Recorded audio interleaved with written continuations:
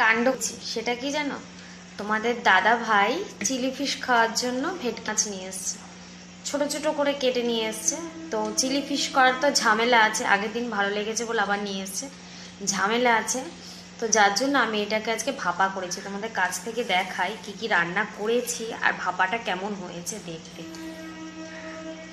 দেখো এখানে এই যে এখানে মুগ মুসুর ডাল করেছি টমেটো দিয়ে, সর্ষে ফোড়ন দিয়েছি।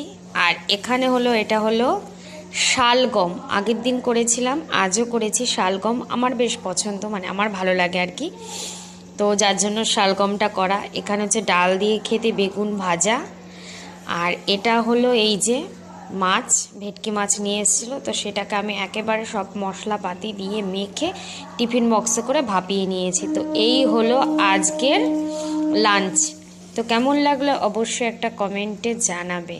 আর তোমরা কে কে এই শালগমের তরকারি খাও বা শালগমের অন্য কোনো রেসিপি যদি জানা থাকে সেটাও কমেন্ট করবে, তাহলে আমি দেখবো কেমন হয় খেতে। টাটা।